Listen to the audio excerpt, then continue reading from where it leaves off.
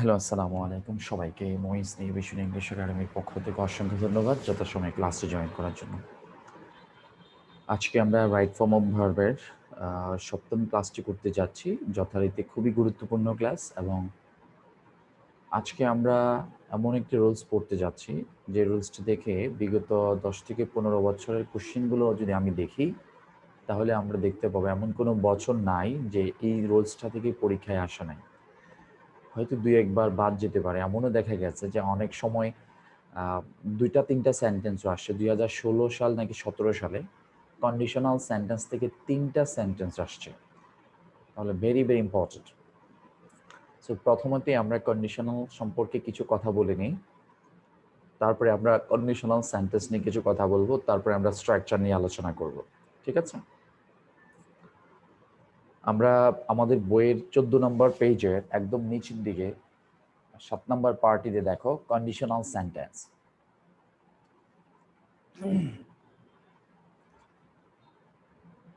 আমাদের বইয়ের ১৪ নম্বর পেজের ৭ নম্বর পার্টটিতে একদম নিচের দিকে দেখো কন্ডিশনাল সেন্টেন্স।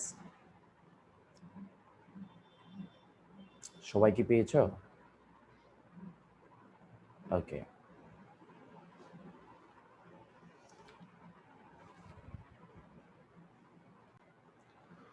কন্ডিশনাল সেন্টেন্স, এই কন্ডিশনাল সেন্টেন্স সম্পর্কে বিস্তারিত আমাকে কে বুঝাতে পারবে? আমি হেল্প করব, এর পরবর্তীতে আমি আবার পড়াবো। কেউ কি বুঝাতে পারবে?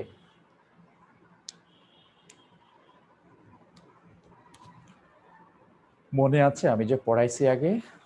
নাবিলা। আমি নাইম এবং নাবিলা দুই বোনেরই রেসপন্স বেশি পাই। Thank you. জি ভাইয়া। ভালো আছো? জি ভাইয়া, আলহামদুলিল্লাহ ভালো আছি। আপনি কেমন আছেন ভাইয়া? ভালো আছি। তুমি যতটুকু বলতে পারো বলো, আমরা অ্যাড করব, তার পরবর্তীতে আমরা আবার পড়াবো। দেখি কতটুকু মনে আছে। এর মধ্যে সবাই জয়েন করে ফেলো। যে জি ভাইয়া। কন্ডিশনাল সেন্টেন্সের অর্থ হচ্ছে শর্তযুক্ত বাক্য। কন্ডিশনাল সেন্টেন্স আমাদেরকে মোট 4টা প্রকার আমাদেরকে জানতে হবে: zero conditional, first conditional, second conditional, third conditional. এর মধ্যে আমাদের 3টা রুল মুখস্থ রাখতে হবে: first conditional, second conditional, third conditional. আর কন্ডিশনালের মূলত মানে চিনার উপায়টা হচ্ছে ইফ দিয়ে শুরু হবে, অথবা হেড দেওয়া থাকবে, হেডের পরে যে কোনো একটা প্রনাউন থাকবে। এগুলো থাকলে আমরা চিনতে পারবো। আর মাঝখানে কমা দিয়ে তো শর্ত যুক্ত করা থাকবে। আর যে ফার্স্ট কন্ডিশনাল চেনার উপায় হচ্ছে ফার্স্টে ফার্স্টে ইফ, তারপর হচ্ছে present indefinite tense plus first future indefinite tense, অথবা ফার্স্টে ইফ এর পরে ফিউচার ইনডিফিনিট টেন্সও থাকতে পারে, তারপরে প্রেজেন্ট ইনডিফিনিট টেন্সও থাকতে পারে। আর সেকেন্ড কন্ডিশনাল হচ্ছে if plus first indefinite tense plus first conditional tense. First conditional হচ্ছে subject plus would might plus subject. আর হচ্ছে থার্ড কন্ডিশনাল হচ্ছে if if plus first perfect tense plus first perfect conditional. এটার গঠনটা হচ্ছে subject plus would have might have plus subject. মাশাআল্লাহ। আমি জানি না তোমরা বুঝতে পেরেছো কিনা, তবে আমি এতটুকু বুঝতে পেরেছি, সে যে কন্ডিশনাল সেন্টেন্স 100% জানে, এটা আমি ক্লিয়ার। তোমরা বুঝো বা না বুঝো, একটু হাততালি হবে তার জন্য আমার পক্ষ থেকে। Thank you. সো আমি বিষয়টা একটু বিস্তারিত বোঝানোর চেষ্টা করছি, একটু ভালোভাবে খেয়াল করার চেষ্টা করবে। প্রথম কথা হচ্ছে, আমি তোমাদের হয়ে কথা বলছি। মনে করো যে ভাইয়া আমরা ইংরেজিতে অনেক দুর্বল, আপনি তো আমাদেরকে রুলসগুলো পড়াচ্ছেন, একটা সেন্টেন্স দেখেই আমরা কিভাবে বুঝবো যে this is conditional sentence? How will we identify this sentence is conditional sentence? যে ভাইয়া একটা যে কোনো একটা, আপনি ১০০টা সেন্টেন্স আমাদেরকে দেন, ১০০টা সেন্টেন্সের মধ্যে কোনটা কোনটা কন্ডিশনাল সেন্টেন্স আমরা ৫ মিনিটের মধ্যে বের করে দিব? How can it possible? কিভাবে সম্ভব? নাম্বার 1, কোনো ধরনের স্ট্রাকচার না জানে, কোনো ধরনের সংজ্ঞা না জেনে আমরা যেন এটা বলতে পারি, এটা একটা পয়েন্ট। ওকে?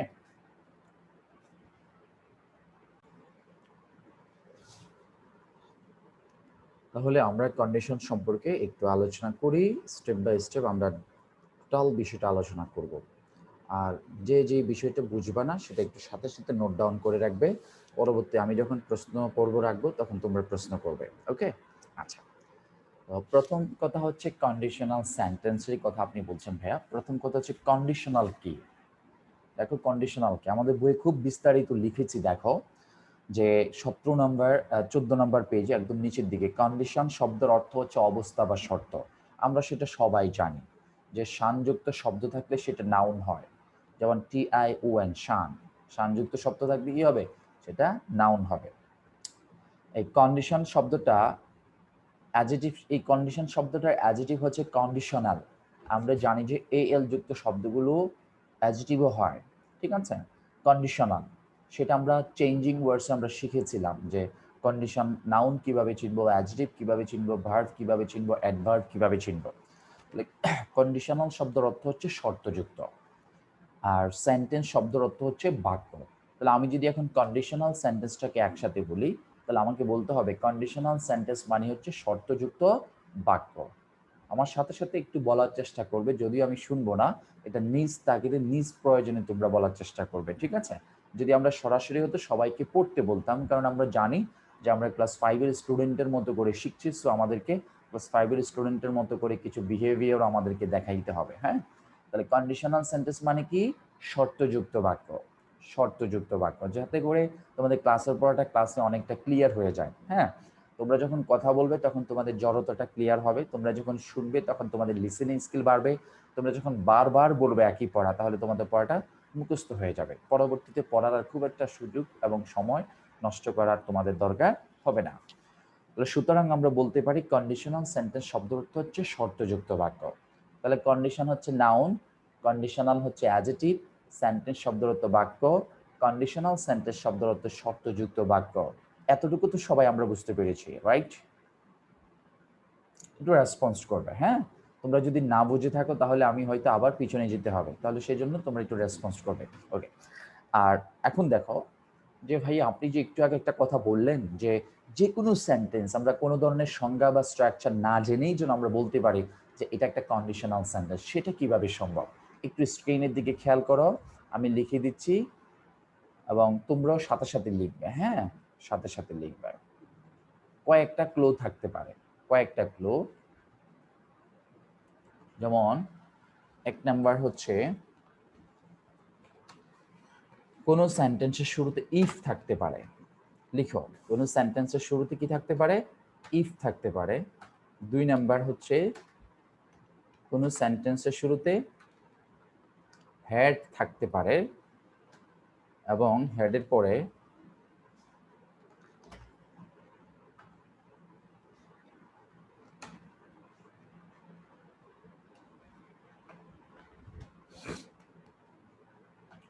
যে কোনো পার্সন থাকতে পারে।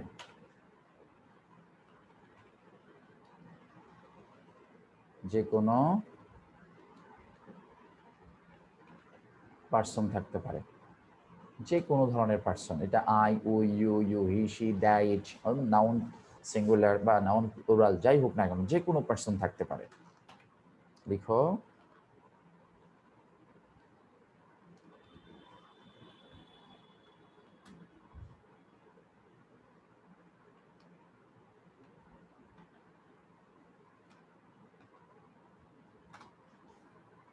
তাহলে কি হলো, প্রথমটা হচ্ছে কি দিয়ে শুরু হবে, হেড দিয়ে শুরু হবে, অর্থাৎ হেড থাকবে, সেন্টেন্সের শুরুতে কি থাকবে, হেড থাকবে, সরি ইফ থাকবে। 2 নাম্বারটা হচ্ছে সেন্টেন্সের শুরুতে হেড থাকবে এবং হেডের পরে যে কোনো ধরনের পার্সন থাকবে। যে কোনো ধরনের পার্সন বলতে আসলে আমরা কি বুঝি, যেমন দেখো, যে কোনো ধরনের পার্সন বলতে আমরা বুঝি যেমন আই হতে পারে, উই হতে পারে, ইউ হতে পারে,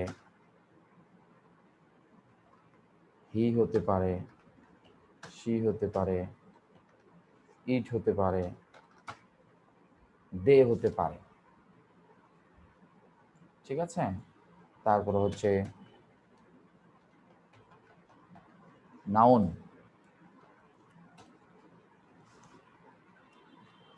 নাউন সিঙ্গুলার অথবা প্লুরালও হতে পারে, নাউন সিঙ্গুলার অথবা প্লুরালও হতে পারে। এই হচ্ছে person, I, we, you, he, she, that, noun singular plural, এগুলো সাবজেক্ট হতে পারে। কিভাবে আমরা এক্সাম্পল হিসেবে পড়ে দেখব, জাস্ট আমরা তথ্যগুলো একটু মনে রাখি এই মুহূর্তে, ঠিক আছে। এই দুইটা জিনিসই বেসিক্যালি সবসময় থাকতে পারে, বাট 3 নম্বরে আরেকটা আমরা রূপ দেখতে পাবো যে person plus wish, person plus wish থাকতে পারে। পারসন প্লাস উইশ বলতে পারো ভাই এটা মনে আমরা নতুন শুনেছে, ঠিক আছে। একটা জিনিস মনে রাখবা ভাইয়া, এক এক সময় এক একটা তথ্য তোমরা পাবে, এটা কোনো কন্ডিশনাল স্ট্রাকচারের মধ্যে পড়ে না। বাট একটা কথা মনে রাখতে হবে, কন্ডিশনাল বলতে কি বোঝায়? শর্তযুক্ত বাক্য বোঝায়, যেখানে সম্ভাব্য বোঝাবে, সম্ভাব্য। এই এখানে পারসন প্লাস উইশ বলতে কি বোঝাচ্ছি? I wish, I wish he, he wishes, ঠিক আছে। আই উইশ বলে না, ও আমি যদি একজন রাজা হতাম, I wish I were king, ও আমি যদি একজন রাজা হতাম, ঠিক আছে। ও হ্যাঁ, তারা যদি কি হতো, তারা যদি ধনী হতো, সে যদি ধনী হতো, এরকম কথার কথা আর কি। তো এখানে আই উইশ শব্দটার ব্যবহারই আমরা সবচেয়ে বেশি পাই। ওকে, আচ্ছা, আমরা এটা অবশ্যই আই উইশের একটা ব্যবহারই আছে আলাদা, সেটা আমরা এখানে না বললেও পারতাম। আমাদের 15 নম্বর পেজের 4 নম্বর রুলসটা একটু নিচের দিকে দেখো। যদি কোনো সেন্টেন্সের শুরুতে অ্যাজ ইফ থাকে, অ্যাজ ডু থাকে, উইশ থাকলে ব্র্যাকেটে টু এর জায়গায় ওয়্যার হয়, ব্র্যাকেটে টু এর জায়গায় কি হয়? ওয়্যার হয়। 15 নম্বর পেজের 4 নম্বর নিচে দেখো 1 নম্বর example, I wish I to be a king. ও আমি যদি একজন রাজা হতাম, I wish I were a king, ঠিক আছে, আমি যদি একজন রাজা হতো। এটা যদিও কন্ডিশনালের মধ্যে পড়ে না, বাট এটা সম্ভাব্য অর্থ প্রদান করে বিধেই আমি এটাকে এখানে নিয়ে আসছি। ওকে, এবং তোমরা এটাকে একটু ভিন্নভাবে দেখার চেষ্টা করার কোনো প্রয়োজন নাই।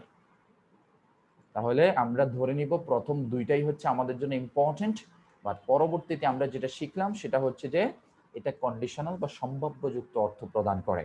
তাহলে 3 নাম্বারটাকে আমরা একদম মৌলিক আলোচনার মধ্যে রাখতে চাই না, দুইটা আমরা মৌলিক আলোচনার মধ্যে রাখতে চাই। একটা হচ্ছে ইফ দিয়ে শুরু হবে, আরেকটা হচ্ছে হ্যাড দিয়ে শুরু হবে, এবং হ্যাডের পরে যে কোনো পার্সন থাকতে পারে, হ্যাডের পরে যে কোনো পার্সন থাকতে পারে। আরেকটা কথা মনে রাখো ভাইয়া, হ্যাড না অক্সিলারি ভার্ব? আমরা তো জানি হেড অক্সিলারি ভার্ব। হেড দিয়ে যদি কোনো সেন্টেন্স শুরু হয়, আমরা তো জানি যে কোনো সেন্টেন্সের শুরুতে যদি হেড থাকে তাহলে সেটা ইন্টারগেটিভ সেন্টেন্স হয়ে যায়। আপনি এটাকে কন্ডিশনাল সেন্টেন্স কেন বলছেন? মনে রাখতে হবে had plus person, person equal had plus person dot dot dot dot dot dot dot. মনে করো যদি ফুল স্টপ থাকে, একটু বোঝার চেষ্টা করবে,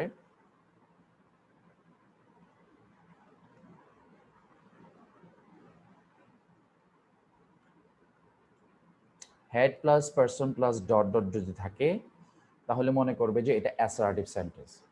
note 1, assertive sentence, sorry assertive sentence conditional sentence. ভাইয়া আপনি বিষয়গুলো কেন যেন একটু বিতর্কিত করে ফেলছেন মনে হচ্ছে। আমরা তো আগে যাই ভালো বুঝতাম, এখন একটু ক্রিটিক্যাল মনে হচ্ছে। একটু রিল্যাক্স, ধৈর্য ধরো, শুনতে থাকো। 2 নাম্বার হচ্ছে, আমি জানি তোমরা অনেকেই প্রশ্নগুলো করতে না আমাকে, বাট আমি একটু ক্লিয়ার করে দিচ্ছি নিজ দাগিদে। হেডের পরে যদি ডট ডট ডট, বাক্যের শেষে যদি প্রশ্নবোধক চিহ্ন থাকে, তখন মনে করতে হবে এটা ইন্টারোগেটিভ সেন্টেন্স। আমি কি বুঝাতে পারলাম? প্রথমটা হচ্ছে কন্ডিশনাল সেন্টেন্স, প্রথমটা হচ্ছে কন্ডিশনাল সেন্টেন্স, আর পরবর্তীটা হচ্ছে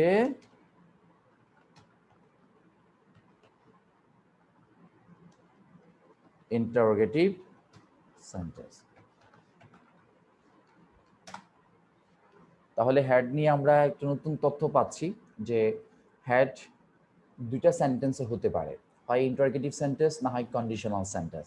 এখন হ্যাড দিয়ে শুরু হয়েছে, বাট সেন্টেন্সের শেষে ফুল স্টপ দেওয়া আছে, সো এটাকে আমরা ইন্টারোগেটিভ বলবো না, এটাকে বলবো কন্ডিশনাল সেন্টেন্স।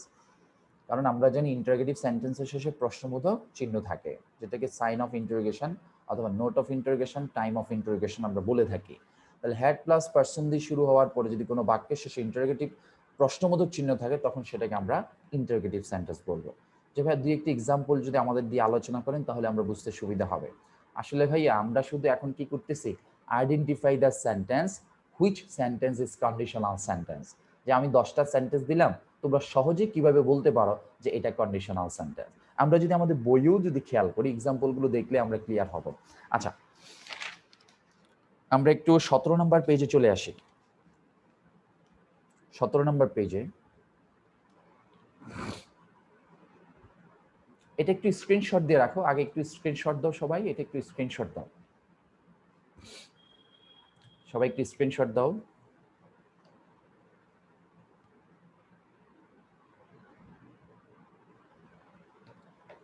স্ক্রিনশট দাও, সবাই দিছো? ঠিক আছে। লিখতে গেলে হয় কি মনোযোগটা কম থাকতে পারে, যখন স্ক্রিনশট দিয়ে রাখবে তোমরা ক্লাসের পরে 10 মিনিট এটা লেখার জন্য সময় নেবে।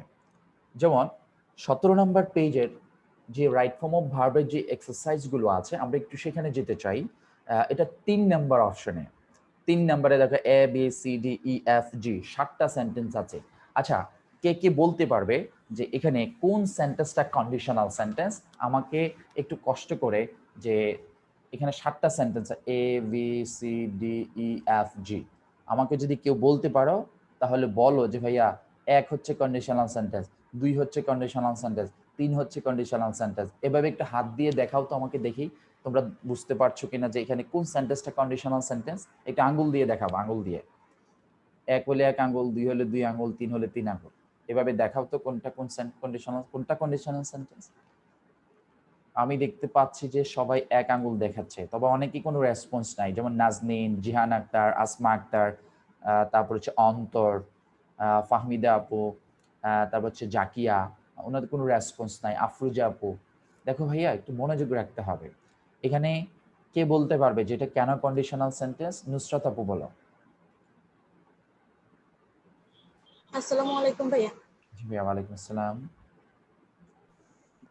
এখানে সেন্টেন্সটা ইফ দিয়ে শুরু হচ্ছে। Absolutely right. তাহলে কেন তোমরা রেসপন্স করো না? জিহান, আসমা, আফরোজা আপু কেন রেসপন্স করো না? বলবে, 1 আঙ্গুল উঠাবে। তোমরা কি ভাবছো আমি তোমাদেরকে খেয়াল করছি না? আমি সবার কনসেন্ট্রেশন খেয়াল করছি। Thank you.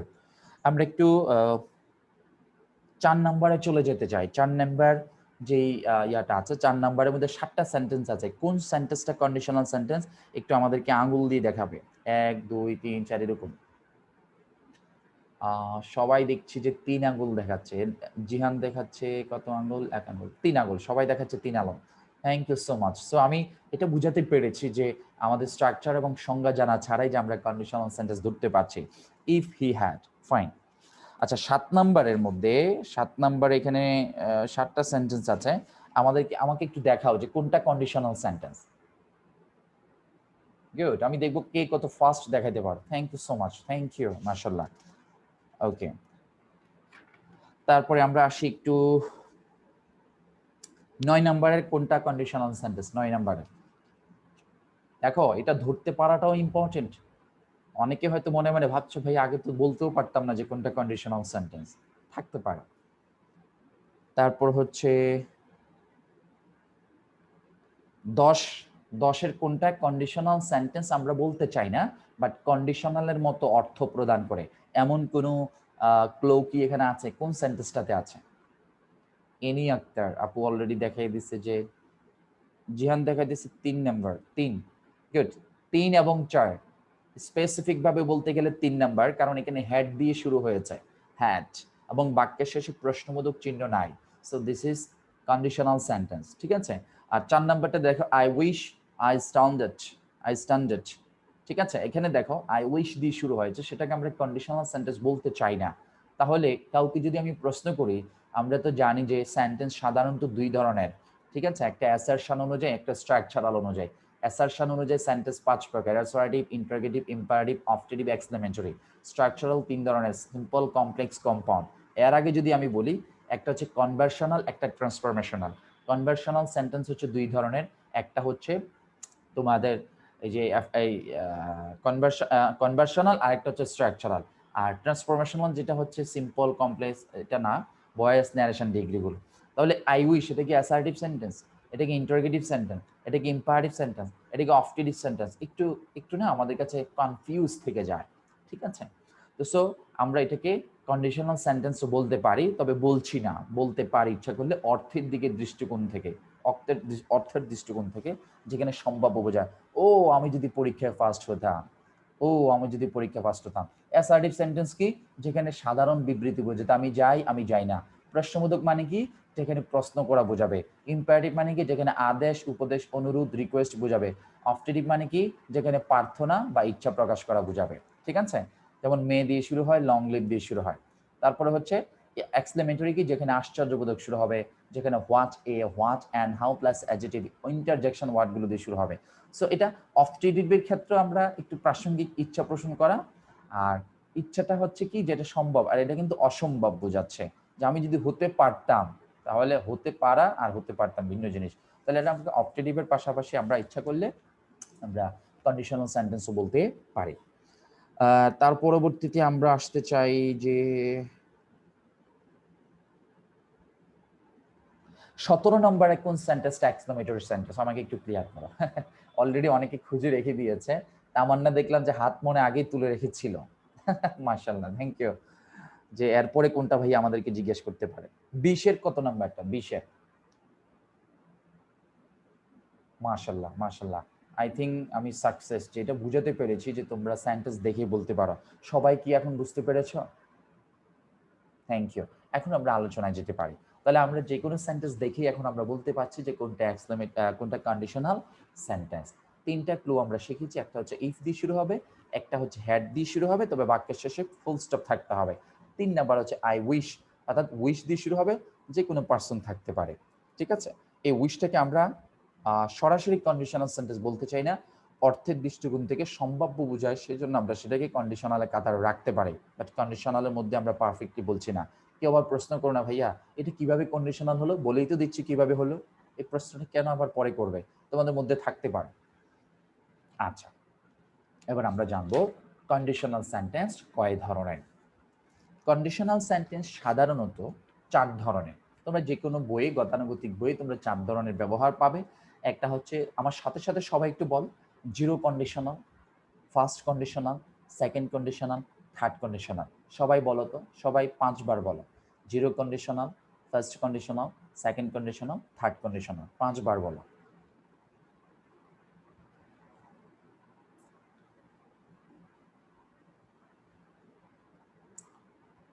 আমাকে একটু আঙ্গুল দিয়ে দেখাবে যে কন্ডিশনাল সেন্টেন্স কয় ধরনের, একটু আঙ্গুল দিয়ে দেখাবে। Thank you, thank you so much. আমরা আঙ্গুল, আমরা ইশারা, আমরা এটাকে কথোপকথন হিসেবে ধরে নেব যাতে আমাদের বুঝতে সুবিধা হয়। Thank you. So zero conditional মানে হচ্ছে যে প্রথম অংশটাও প্রেজেন্ট ইনডিফিনিট হবে, পরের অংশটাও প্রেজেন্ট ইনডিফিনিট হবে। বুঝতে পারছো? সিম্পল জিনিস, এটাতে কোনো ঝাই ঝামেলা নাই। যদি তুমি আসো, যদি তুমি আসো আমি যাই, বা তুমি খাও আমিও খাই।